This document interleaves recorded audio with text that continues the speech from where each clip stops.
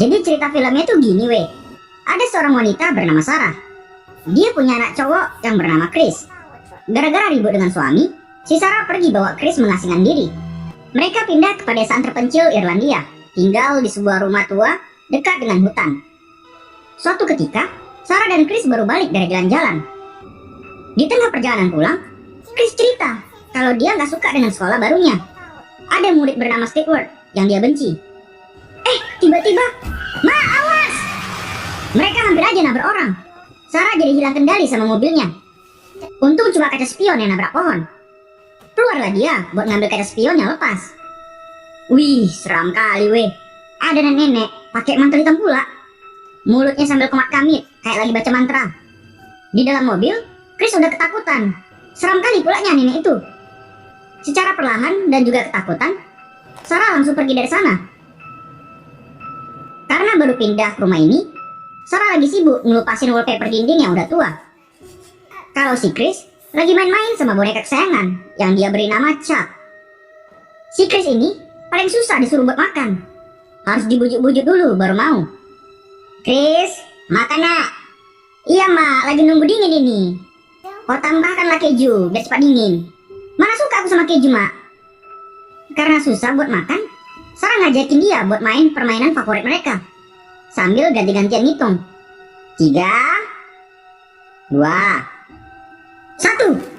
Lama-lamaan buat muka jelek lah orangnya 2. Chris pun kalah, dan dia harus segera nurutin apa kemauan mamanya, yaitu buat segera makan. Kayak gitulah aturan mainnya. Abis itu, Sarah pergi ke ruang bawah tanah buat nyari scrap di gudang. Mendadak Chris teriak ketakutan. Yang ternyata karena ada laba-laba di rumah mereka. Chris paling takut sama laba-laba. Sarah nangkap laba-laba itu dan mau dilepasin ke alam bebas. Tapi Chris marah sama mamanya. "Kok nggak dibunuh aja laba-laba itu mak? Kalau ada bapak pasti udah dimatikan." Chris minta penjelasan kenapa bapaknya belum datang-datang. Kata mama mau nyusul bapak. "Mananya mak?" Sambil emosi dipijak dia laba-laba tadi dan bilang kalau mamanya pembohong. Chris lari ke dalam hutan. Sarah pun ngejar dia lah. "Chris! Christopher!" Bisa kalian bayangkan, kayak mana lah mau nyari anaknya di dalam hutan luas kayak gitu. Pas lagi nyari, tiba-tiba langkah kaki Sarah terhenti. Ternyata kan weh, ada lubang raksasa di depan dia. Dalam hati, kok bisa ada lubang kayak gini di hutan? Lubang apa pula ini? Inilah maksud dari judul film, The Hole in the Ground. Mendadak Chris ada di belakangnya.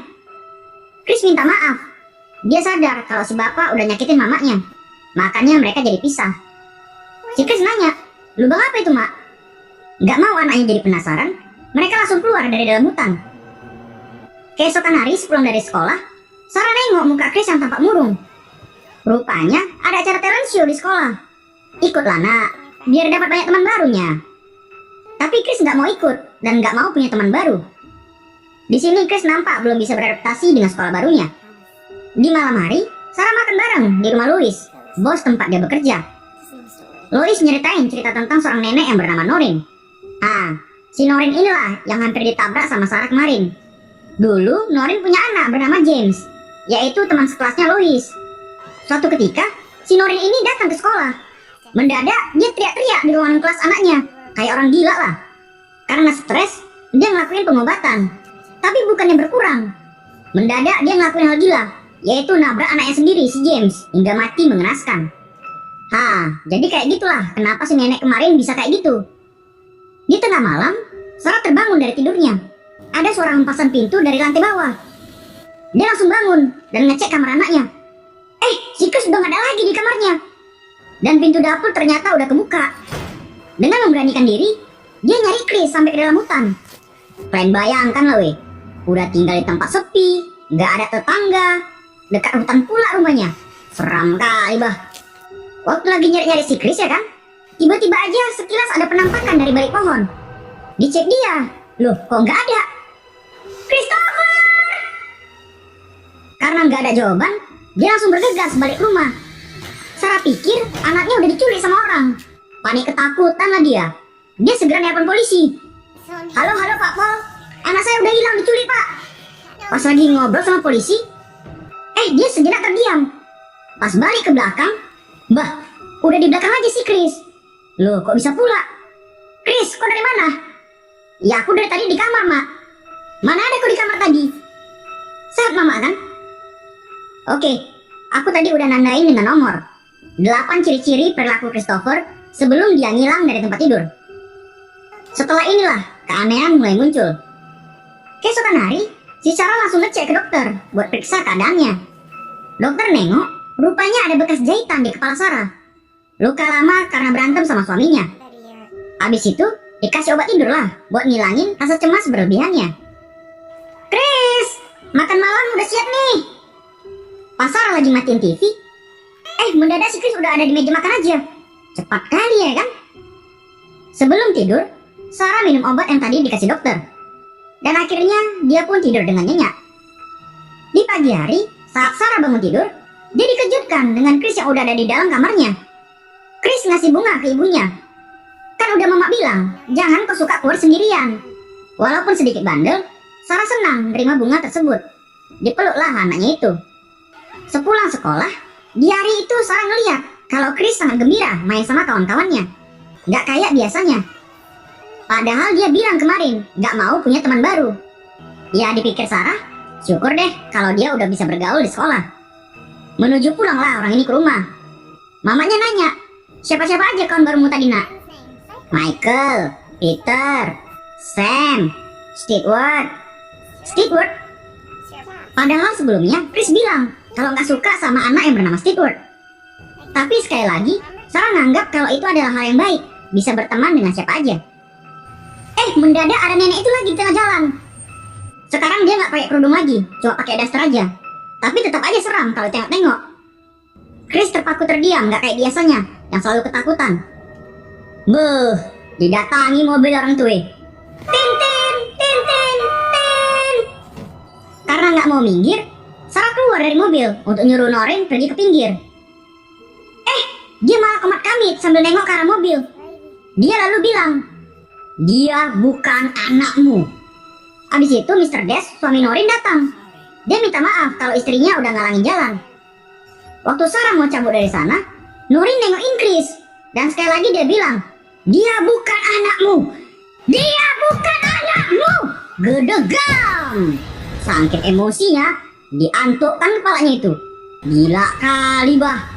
Si Chris gak ada respon apa-apa pas dibilang kayak gitu. Mr. Des langsung nahan istrinya. Dan Sarah pun cepat-cepat bergegas pergi dari sana. Ya karena kawan kerjanya juga bilang kalau Noreen memang gila semenjak dia ngebunuh anaknya. Makanya si Sarah gak khawatir dengan hal yang dibilangnya tadi.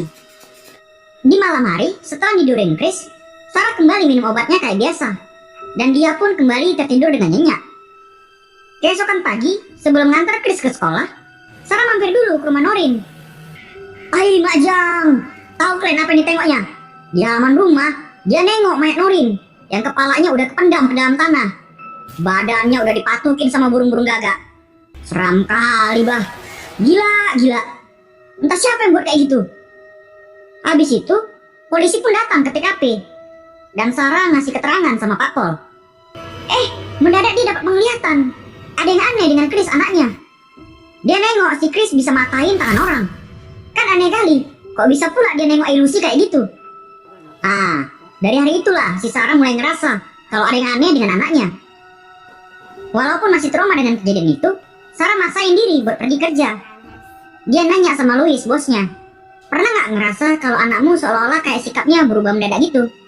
Dengan santai dia ngejawab, ya kalau anakku ada maunya, pasti sikap dia yang kayak monster tiba-tiba bisa berubah jadi kayak malaikat. Iya juga ya. Keesokan hari, Sarah pergi ngelayat ke rumah Mr. Des. Di sana dia nengok kalau seisi rumah dipenuhi dengan cermin yang ditutupin sama kain hitam. Ngobrol dia sama Mr. Des sambil nanya juga, kenapa pula ya kemarin Noreen bilang kalau Chris bukan anakku? Jadi ceritalah Mr. Des, dulu istrinya ngerasa ada sesuatu yang aneh dengan James anak mereka. Noreen ngerasa anaknya bukanlah anak kandungnya lagi, udah kayak orang lain ditengoknya. Dan kejadian tragis pun terjadi. Noreen nabrak James sampai mati, dan hal itulah yang membuat dia kayak orang gila. Untuk ngilangin rasa cemas, Sarah pergi jogging ke dalam hutan. Macam gak ada tempat jogging lain aja lah, hutan pula itu. Mendadak, Sarah berhenti lari. Dia jumpa boneka Chuck punya Chris. yang tergeletak di dalam hutan. Kok bisa pula ada di sana? Abis itu dengan rasa penasaran, dia kembali ngecek lubang raksasa yang ada di tengah hutan. Dia nengok kalau lubang itu nyedot apapun yang masuk ke dalamnya. Udah mulai kebayang lah kalian kan, apa yang dipikirin sama si Sarah. Pas lagi makan siang, dia merhatiin Chris yang gak kayak biasanya. Padahal setiap hari dia paling susah buat disuruh makan. Tapi kali ini, cara makannya kok lahap kali. Sarah pun mulai menginterogasinya. Chris, kok ada main-main di dalam hutan ya nak? Enggak mami. Kok beberapa hari ini mama gak nengok ya kau main dengan boneka favoritmu si Chuck? Yakin kau gak ada main ke hutan tadi? Enggak mami. Jadi kok bisa ada pula si Chuck mainanmu ini di dalam hutan? Hah? Jangan kau tipu-tipu mama. Chris sejenak terdiam. Dia bilang kalau dia gak berbohong. Jangan kau tipu mama Chris. Aku ngomong jujur loh mak. Jangan kau jadi penipu Chris. Ngomong yang jujur. Tiba-tiba aja kan weh. Aku nggak nipu. Meja makan dan kursi terdorong keras dibuat dia. Sarah langsung terdiam syok ketakutan lah. Aku minta maaf mami. Minta maaf. Anak setan lo kambing. Siapa kau sebenarnya babi? Geram kali aku ya. Jadi emosi kau buat aku. Enak kali kau nyulik anak orang. Waktu selesai mandi malam, Sarah nengok kanan lagi sama anaknya. Dia nggak dengar kalau Chris lagi lari-lari di kamar. Pelan-pelan dia ngintip lubang pintu. Wih, dia nggak nyangka kalau Chris lagi ngejar laba-laba. Dan pas udah ketangkep, beuh, dimakan laba-labanya tuh weh. Gila. Karena ketakutan, langsung merondok ke dalam kamar lah dia. Karena Chris tahu kalau mamanya tadi ngintip. Besoknya si Chris dibawa ke klinik buat diperiksa kesehatan mentalnya. Ya karena tadi malam dia makan laba-laba. Si Sarah heran, padahal Chris paling takut sama laba-laba. Tapi kali ini kok malah dimakan dia pula. Dokter bilang, anak ibu baik-baik aja kok. Ya elah, si dokter malah nganggap kalau yang dilihat si Sarah cuma ilusi, akibat dari luka kepalanya. Bapak, kok lah ilusi? Kok suka kali dokter bilang kayak gitu ya di film? Kalau udah nengok yang aneh-aneh dikit, pasti dokter bilangnya, mungkin ibu kurang tidur, kecapean, lelah, lemah, letih, lesu, lunglai. Masuk angin kok ya? Dokter. Sarah yakin kalau dia nggak gila. Sepulang dari ngantar Chris ke rumah, dia pergi ke toko elektronik buat beli kamera. Habis itu, waktu Chris lagi nonton TV, dia masuk ke kamar anaknya buat nyembunyiin kamera pengintai. Dia harus punya bukti biar orang-orang percaya sama dia. Pas Sarah lagi jemur pakaian, kalian lihatlah tatapan si Chris ini. Udah kayak psikopat kan? Kayak ada maksud tersembunyi gitu. Keesokan pagi, Sarah terheran karena nengok Chris yang mau pergi ke acara talent show sekolah. Padahal kan dia kemarin gak mau daftar ikut. Makin ngerasa aneh lah si Sarah. Di acara itu, Chris bersama teman-temannya ngisi paduan suara. Anak-anak yang terpilih bergantian nyanyiin sepotong bait lagunya. Pas giliran si Chris nyanyi, Sarah kembali dapat penglihatan. Dia gak ngerasain ada ikatan batin lagi sama Chris. Dia semakin yakin kalau itu bukan anaknya. Dengan panik ketakutan, dia lari dari acara itu buat pulang ke rumah. Bersamaan, acara talent show selesai. Louis datang nyamperin dia. Dengan sangat yakin, Sarah bilang, dia bukan anakku. Chris pun datang dengan muka polosnya. Bagaimana penampilanku tadi, Mami? Louis dan si guru nganggap kalau ada yang aneh sama Sarah. Dengan rasa gak peduli, Sarah pergi berlari ninggalin orang itu. Waktu udah nyampe di rumah, dia langsung ngecek kamera yang dia sembunyiin semalam. Terkejutlah dia dengan isi rekaman kamera itu. Sarah pergi ke rumah Mr. Des buat nunjukin bukti video. Sebelum dikasih tunjuk videonya, Mr. Des cerita kalau semenjak kematian anaknya, Norin ngeletakin banyak cermin di rumah buat mastiin kalau Des masih orang yang sama, nggak kayak anaknya dulu. Dikasih lihat lah isi rekaman kamera tadi sama Mr. Des. Sarah punya bukti kalau itu bukan anaknya. Ngelihat video kamera, Mr. Des tampak syok. Coba kau lihatlah Mr. Des, ternyata selama ini Norin istrimu nggak gila. Chris bukan Chris, dan James bukanlah James. Ku bilang cukup. Ketepak. Langsung dicampain kameranya. Jangan kau bahas itu lagi. Lah, kok jadi ngamuk? Mr. Des masih trauma dengan kematian anaknya. Makanya dia nggak terima dengan kenyataan itu. Sepulang dari sana, Sarah dikejutkan sama Chris yang ternyata udah sampai di rumah. Sambil dipeluknya anaknya itu, dia udah punya rencana buat nyari tahu siapa sebenarnya anak ini. Abis itu, Sarah buat makan malam yang udah dicampur sama obat tidur. Sekali lagi dia ngetes keyakinannya. Pas Sarah nawarin keju sama Chris, dia langsung mau. Padahal kita tahu kalau Chris paling gak suka sama keju. Dimakan dia lah keju yang udah dicampur sama obat tidur. Habis itu, pas Chris lagi nonton TV, Sarah ngajak dia buat main 3, 2, 1 lama-lamaan muka jelek. Si Chris cuma bisa terdiam, gak tahu maksud permainan itu. 3, gak dijawab sama Chris kan? 2, 1. Kau bukan anakku. Kau bukan Chris. Si Sarah langsung didatangi sama Chris. Ada apa denganmu, Mami? Mulai drama pula kau kambing. Dengan tegas Sarah ngomong, kau bukan anakku. Oh, jadi ngamuk lah anak ini. Si Sarah enteng kali dicampain sama dia. Buang. Gak sekali aja. Buang. Kecampak jauh bah. Gak ada otaknya ya kan? Geram kali aku ya. Abis itu kan anak ini ngorek-ngorek tanah. Beuh, dikubur hidup-hidup kepala si Sarah. Gila. Gak berapa lama obat tidurnya mulai bereaksi. Si kambing ini pun langsung terkapar tidur. Ya si Sarah yang memang belum mati, dengan sekuat tenaga dia ngeluarin kepalanya dari dalam tanah. Ngos-ngosan lah pas itu. Aku aja yang nonton sampai sesak napas. Sarah langsung nyeret dia ke dalam gudang buat nyari tahu siapa sebenarnya anak ini. Sesuai apa yang dibilang Norin sama Mr. Des, cermin bisa nunjukin wujud asli siapa dia sebenarnya. Dengan gugup ketakutan, pas diarahkan ke muka dia ya kan. Buh, alien rupanya Mati hidup pula lampunya. Seram kali bah. Bangun pula si alien ini. Kau apakan anakku kambing, hah? Si alien langsung nyeker leher Sarah. Bergelutlah mereka dua di dalam gudang. Sarah dengan sekuat tenaga, banting kepala kau kan? Senang kali aku. Masih hidup pula kau kambing.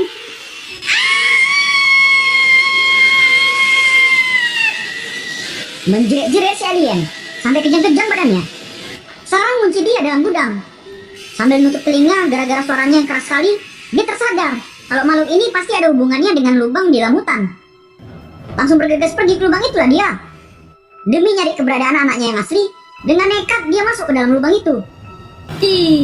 Kayak pasir isap bah. Si Sarah disedot ke dalam tanah. Ternyata di bawah lubang ada kayak semacam gua gitu. Sarah nemu terowongan dan langsung masuk ke dalam. Di dalam terowongan kan, kalian tengok lah ini ada muka nongol dari tanah. Nggak tahu entah muka siapa ini. Pasti korban baru nih.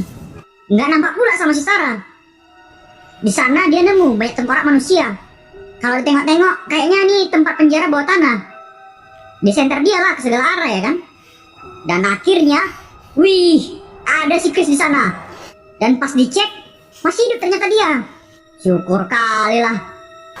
Nggak taunya, makhluk alien ada di sana juga. Rame bah.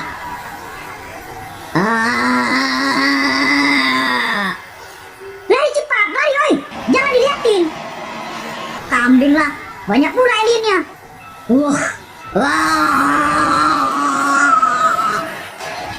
Langsung cepat-cepat kabur lah dia dari sana. Dikejar orang yang dua, salah satu alien. Seram kali mukanya Pas udah keluar dari sana, terpegang pula tangan si Sarah.